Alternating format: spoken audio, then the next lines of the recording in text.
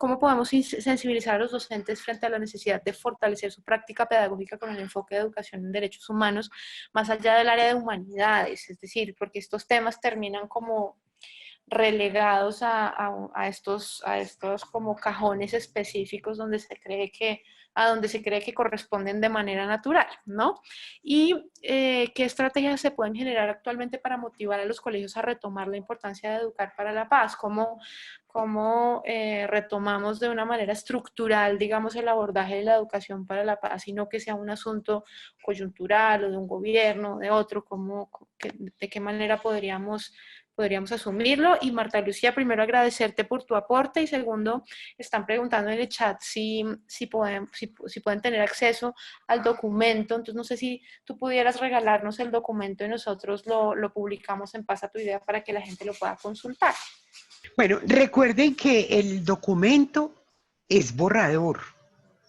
Yo se los puedo facilitar con mucho gusto, pero es borrador, o sea, también Ok, es para que lo miremos, para que nos ayuden. Yo te lo comparto entonces perfecto. después del jueves, cuando hable con mis compañeros, ¿te parece? Perfecto, mil gracias.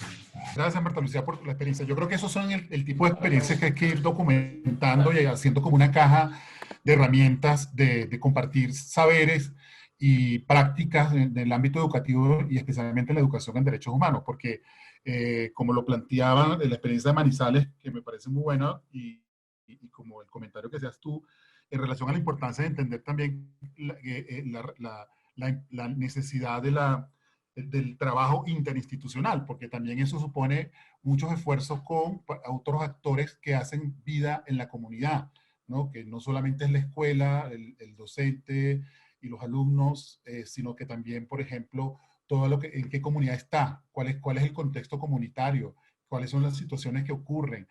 Por ejemplo, cuando se hace mucho trabajo en prevención social de la violencia en comunidades a través de la escuela, la riqueza del trabajo y el esfuerzo interinstitucional es tan importante porque muchas veces esto depende pues también de la participación de otras instituciones, ¿no? En este esfuerzo.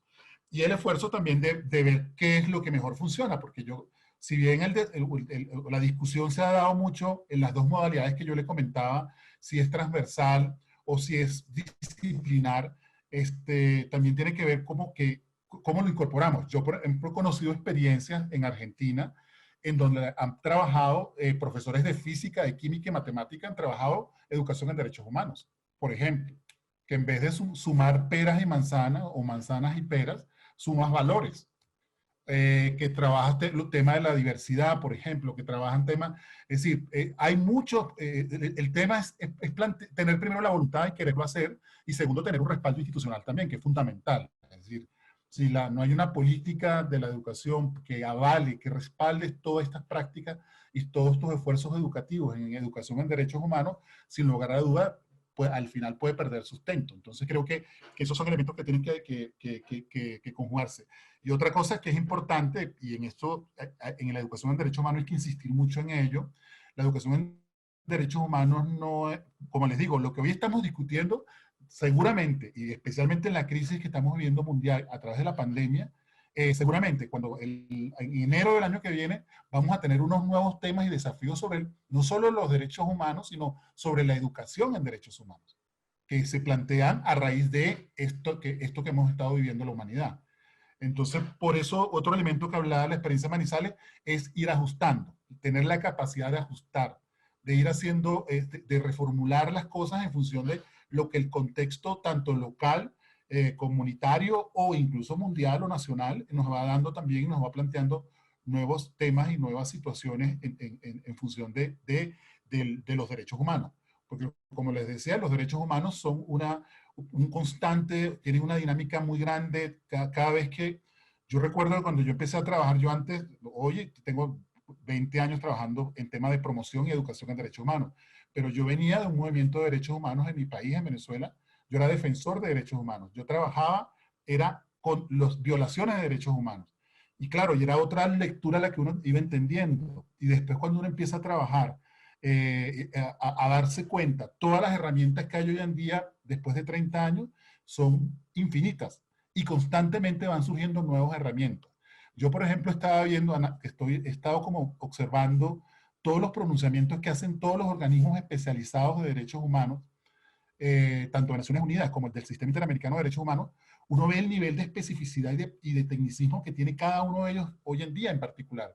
Ya no solo es una visión general de que todos tenemos derechos humanos, sino hay una visión también que se va dando los que se conocen, o lo que se trabaja mucho acá en Colombia, como los enfoques diferenciales, ¿no? Como si bien todas y todos tenemos los derechos humanos, pero por la condición, por el contexto, si es una persona en condición de discapacidad, si es una niña que está viviendo en una comunidad rural, si es una niña que ha sido víctima de violencia sexual, todas esas seccionalidades que se van dándonos nuevos desafíos para la incorporación de una educación en derechos humanos que sea inclusiva, integral e interdependiente, ¿no? Que tenga como esas características fundamentales.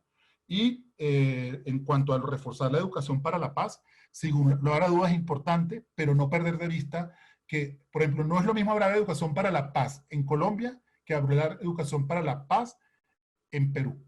Tiene dos lecturas totalmente distintas. En el caso colombiano está muy amarrado a un proceso coyuntural, ¿no? A un proceso que tuvo que ver con un proceso y unos acuerdos de paz. Si uno la habla en Costa Rica, por ejemplo, tiene un sentido de la paz distinto.